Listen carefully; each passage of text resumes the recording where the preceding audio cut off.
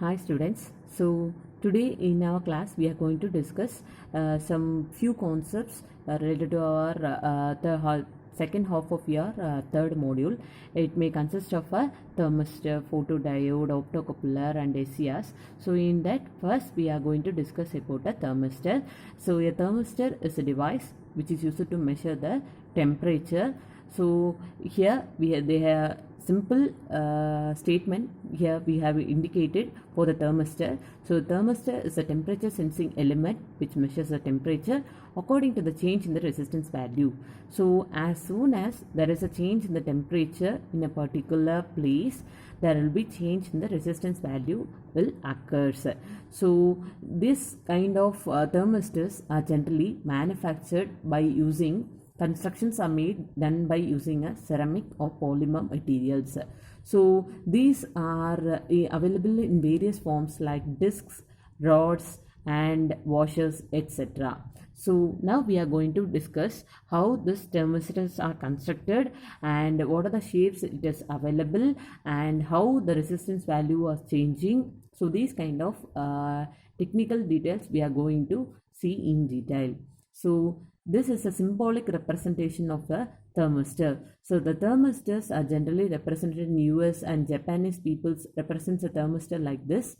So a change in the resistance value is indicated in a circle, or European peoples are representing a thermistor technical symbol as like this. So in most of our books may contain these two, either they contain this type of symbolic representation or this type of symbolic representation. Both are same. So when we are seeing the construction wise, so it generally as like your capacitance, so the thermistor also consists of two leads. So it may be classified into these types of constructions, for example bead type, probe type or disc type, or either a rod type. So in bead type means it consists of a bead like such. For example, it consists of two leads and a ceramic material which is made like this. So these ceramic materials will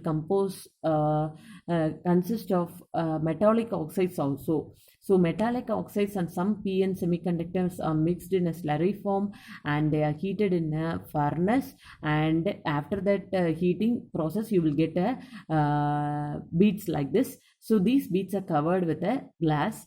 So this is a one type of thermistors. So another type of thermistor is probe type. So probe type will consist of a glass cover, will be very long, that is a very large glass cover is made over a leads when compared to bead type. So another one is a disc type and rod type. These are some of the symbolic representation. That is, construction wise they are different in shapes, and also their capability of measuring the temperature also keep on varying. This bead type of measuring can be able to measure this type of thermistors can able to measure a temperature of 1 Kelvin or 2 Kelvin up to 10 Kelvin can able to measure. But in case of rod type you can able to measure a little bit higher temperatures. So next, this is a basic equation represents a resistance relation between the resistance and temperature changes that occurs in a particular circuit. So in case of resistance, so how we are going to measure this resistance value in a thermistor is done by using a ohm meter.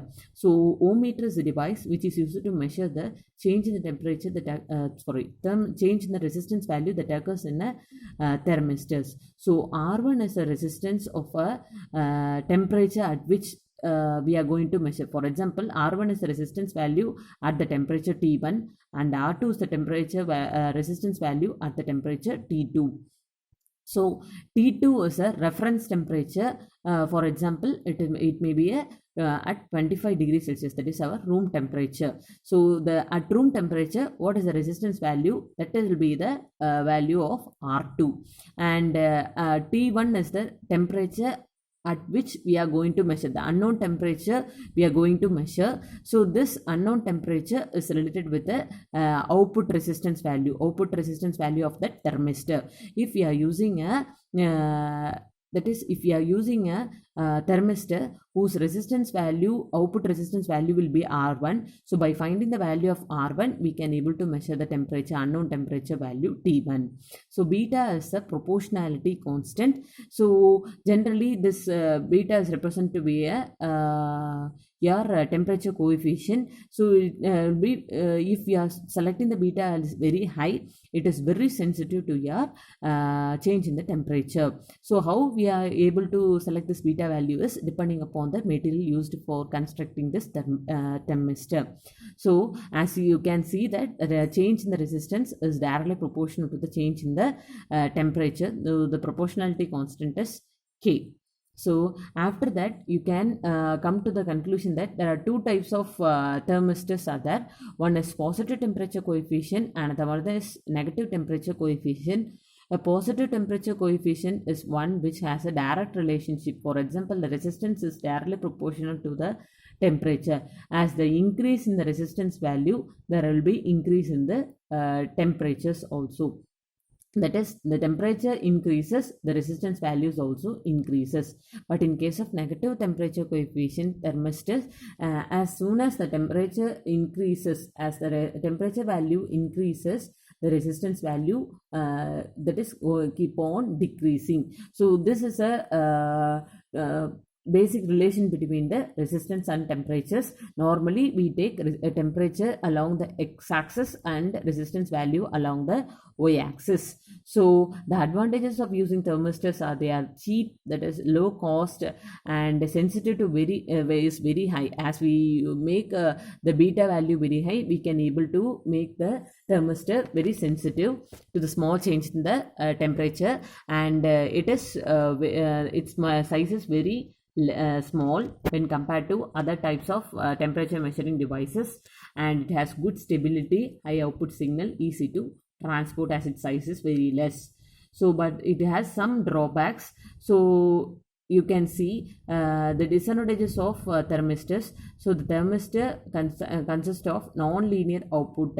So non-linear output means as the temperature increases, the resistance value decreases. So the relationship between temperature and the resistance value is non-linear. It is not suitable for high temperature. Only it can able to measure a temperature up to 100 Kelvin. So higher temperatures are not possible. It requires external supply for measuring the change in the resistance. So we need an external ohm meter to measure the change in the resistance value.